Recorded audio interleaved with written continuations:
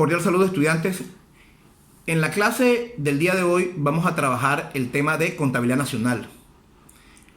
En ese orden de ideas, pues cuando hablamos de contabilidad normal, siempre nos imaginamos una empresa o nos imaginamos una persona que quiere saber cómo están sus finanzas. En ese sentido, pues la contabilidad es un sistema de control y registro de los gastos e ingresos y demás operaciones económicas que realiza una empresa o cualquier institución. Constituye un elemento fundamental a la hora de realizar y registrar cada una de las transacciones comerciales que realiza cualquier organización y permite también valorar cómo se encuentra la empresa en términos del manejo de sus recursos empresariales y obviamente nos sirve para tomar medidas correctivas en caso de que la marcha de la empresa no sea la esperada. Ahora, por medio de la contabilidad podemos saber cómo está la empresa y si queremos saber cómo está el país, cómo damos una visión cuantificada a la situación de nuestro país. Pues para ello hay un concepto clave que es el concepto de contabilidad nacional. ¿Qué hace la contabilidad nacional? Mide agregados económicos, mide el país en términos de sus principales variables. Cómo está el desempleo, cómo está la inflación, cómo está el Producto Interno Bruto, cómo está el ingreso nacional, entre otros. En ese sentido, pues, sabemos que resulta difícil dar una aproximación de cuál es la verdadera situación económica de un determinado país. Entre otras cosas porque no está muy claro cuál es el concepto real de economía, puesto que son muchas las actividades que se hacen en la economía, son muchos los actores económicos que participan en ella. Además, la situación es muy diferente dependiendo del sector que se analice. Pero es claro entonces que la contabilidad nacional constituye un elemento clave para entender la situación económica del país. Entonces, ¿qué hacen los economistas? Para saber si estamos bien en términos de producción, renta, consumo, pues miran los datos de la contabilidad nacional, que equivalen a los estados financieros de una empresa, pero de forma agregada, es decir, en términos de las transacciones económicas que realizan los diferentes agentes económicos y los diferentes sectores de una economía. Entonces, ¿qué tenemos? Que la contabilidad nacional es útil porque constituye un marco conceptual para describir las relaciones entre tres variables macroeconómicas clave, que son la producción, la renta y el gasto. ¿Por qué son las claves? Porque todos nosotros participamos en la producción, querramos o no, o alguien tiene que hacerlo por nosotros. Entonces, ¿por qué hay que participar en la producción? Porque necesitamos unos ingresos, una renta. ¿Y para qué la renta? Para llevar a cabo un consumo que permita satisfacer nuestras necesidades. Entonces, ¿cuáles son esos agentes económicos que participan entonces en la economía? Y que son los que dan origen a esa serie de transacciones comerciales y que son valoradas a través de la contabilidad nacional. Pues intervienen las familias, que somos nosotros como economías domésticas, que somos nosotras como dueños de los medios de producción y que somos nosotras como aquellas unidades económicas que necesitamos una serie de bienes y servicios para satisfacer nuestras necesidades. ¿Quién más interviene? Las empresas. Las empresas como unidades de producción que necesitan unos recursos productivos para combinarlos, para obtener esos bienes y servicios que van a ofertar a la comunidad, a la sociedad, a la familia. ¿Quién más interviene? El Estado, como ese regulador de las transacciones comerciales que realizan las familias y las empresas.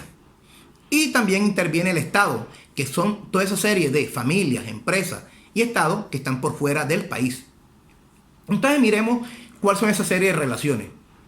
Las familias son dueñas de unos medios de producción que ofertan a las empresas.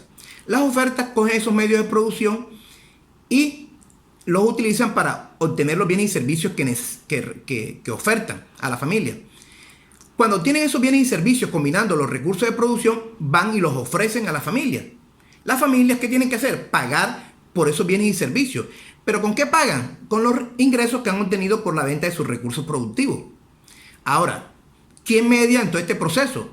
Media un mercado de productos, que es esa serie de lugares físicos abstractos donde se ofertan y se demandan los bienes y servicios. Pero también están los mercados de factores, que son esa serie de sitios abstractos o físicos donde se negocian factores productivos.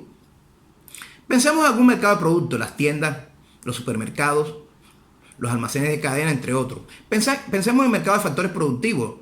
Tenemos ahí las bolsas de empleo, tenemos ahí los bancos y toda esa serie de agentes económicos que intermedian entre las familias y la empresa en cuanto al manejo de los recursos económicos. Y el Estado está en el medio de las familias y empresas tratando de regular las relaciones que se gestan y tratando también de intervenir en la actividad económica para que ésta se lleve de la mejor manera posible. Volvemos al tema de contabilidad nacional.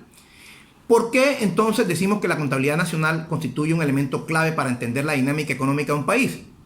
Pues es claro que desde los inicios de la humanidad siempre ha habido un interés por registrar todas las transacciones comerciales que realizan las regiones, las comunidades. Y hoy en día, ¿cuál es el mecanismo para hacerlo? Obviamente el mecanismo para hacerlo es el tema de contabilidad nacional. De todos los indicadores económicos, los más importantes, ¿cuáles son? Hay que anotar que, lo mencioné ahorita, todas las relaciones que se gestan dentro de la producción, la renta y el consumo, pero de estos, ¿dónde se reflejan los tres? En el tema del Producto Interno Bruto, que es el indicador básico de cómo se comporta la economía en términos de la producción de bienes y servicios. Es por ello que el Producto Interno Bruto mide el total de bienes y servicios de un país. Eso hace que su cálculo sea bastante complejo. Tenemos que conocer todos los bienes y servicios finales que se han producido y sumarlos. Es decir, la producción de manzanas, leche, libros, barcos, máquinas y todos los bienes que se hayan producido en el país, hasta los servicios de un taxi, de un taxista, de un dentista, de un abogado, de un profesor, entre otros. Y esto a veces se complica porque hay algunos datos que simplemente no se contabilizan. Por ejemplo, el valor de los bienes de autoconsumo, el valor de la economía sumergida, el valor de la economía ilegal, entre otros. Entonces, ¿qué se hace ahí? Pues se trata de medir el PIB tal cual con esa serie limitante. Ahora, hay muchas formas de medir el PIB.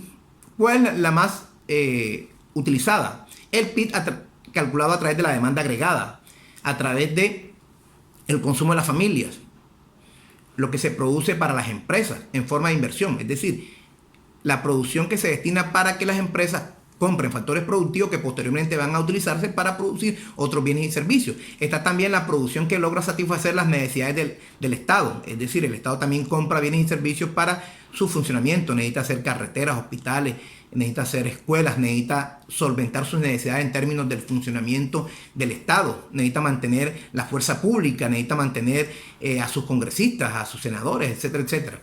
Y también está otro componente que es el saldo de las exportaciones netas, que es la diferencia entre la producción que se destina a la venta a otros países, pero menos la producción que se compra de esos otros países. Les decía ahorita, el PIB pues permite decir cómo está la economía, aunque sabemos que hay limitantes, las mencionamos ahorita. Otros limitantes que se pueden mencionar es que el PIB de pronto no mide la calidad de vida de las personas. Entonces se hace necesario utilizar otros indicadores tales como el índice de desarrollo humano, valorar el PIB per cápita de los países, entre otros.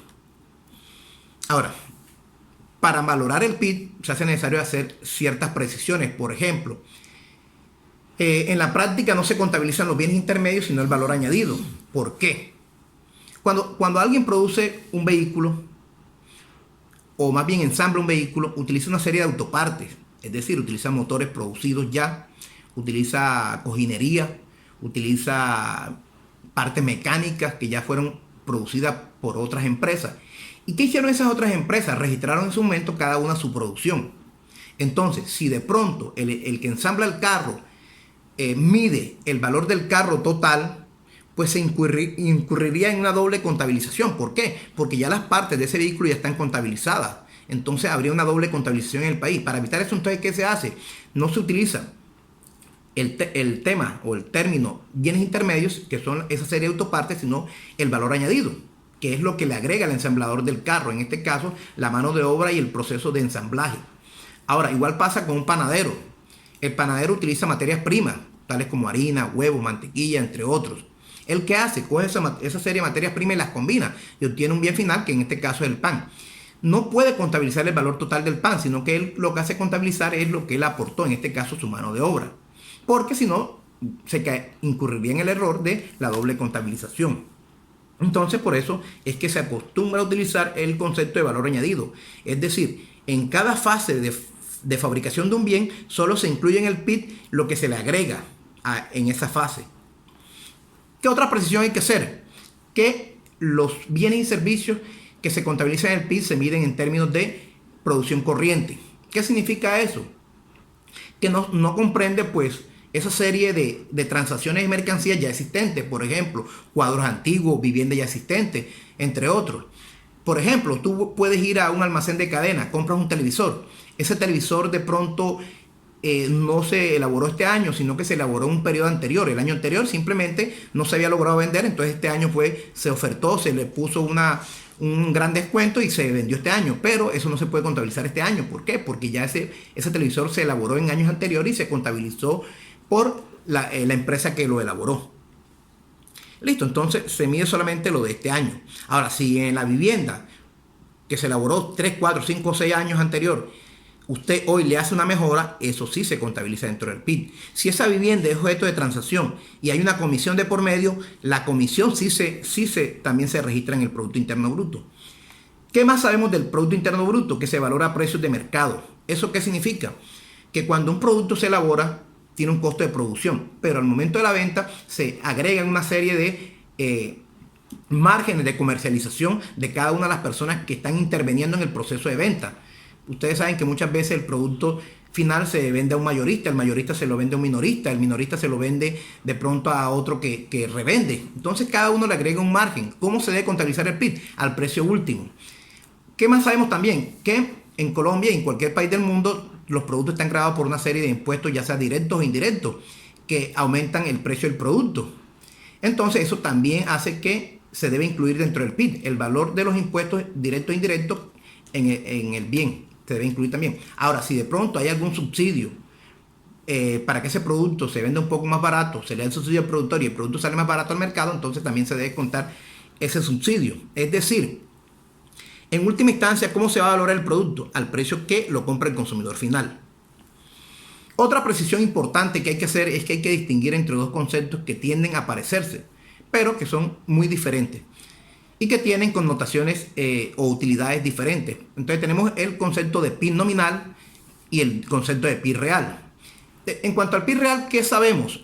Que mide el valor de la producción total de la economía a los precios vigentes en el periodo durante el cual se produce.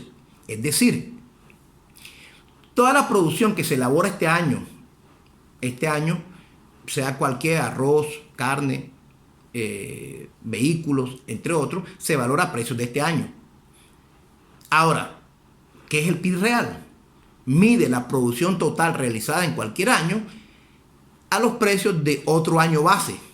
Entonces, en este caso, si yo quiero calcular el PIB real de este año, cojo la producción de este año, pero la valoro con los precios del año anterior. Para hacer la distinción entre PIB nominal y PIB real, partamos de un ejemplo.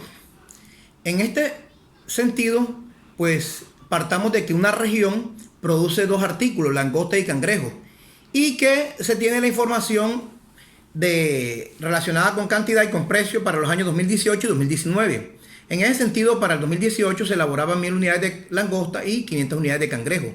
Para el 2019 se elaboraban 1100 unidades de langosta y 525 unidades de cangrejo. ¿A qué precio se vendían estos artículos? Las langostas se vendían en el 2018 a 20 pesos y los cangrejos en 10 pesos.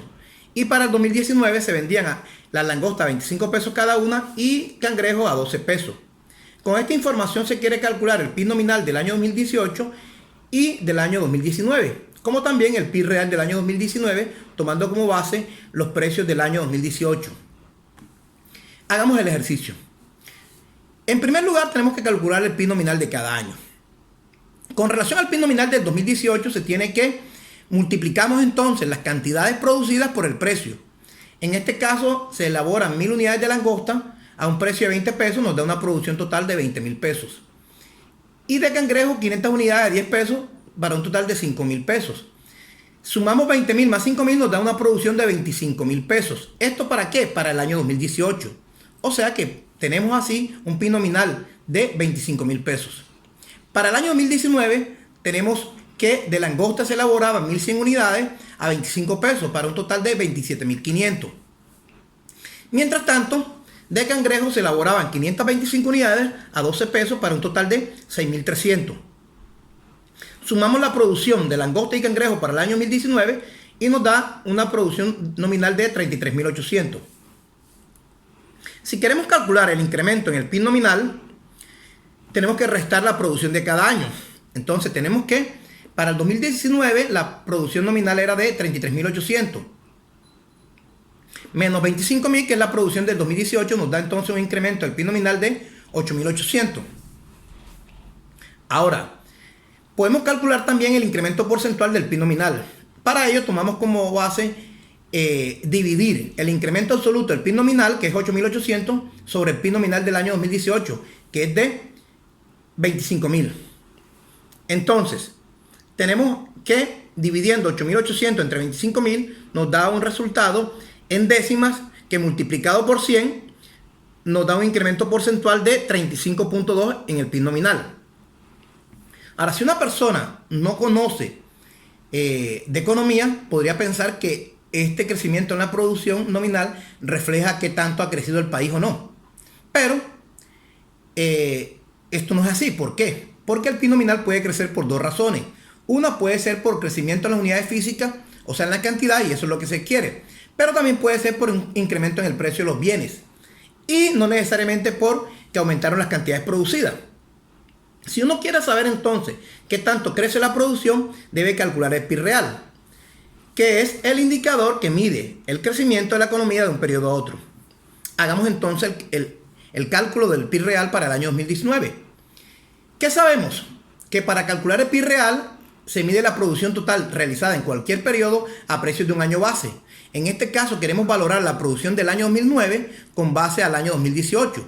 Entonces tomamos la producción del año 2019, que son 1.100 unidades de langosta y 525 unidades de cangrejo, y lo multiplicamos por los precios de esos productos del año 2018, que para langosta es 20 pesos y para cangrejo 10 pesos. Multiplicando así 1.100 por 20 nos da una producción total de 22.000. Y multiplicando 525 por 10 nos da una producción de 5.250. Sumamos entonces la producción total de langosta y cangrejo, nos da así un Producto Interno Bruto Real de 27.250.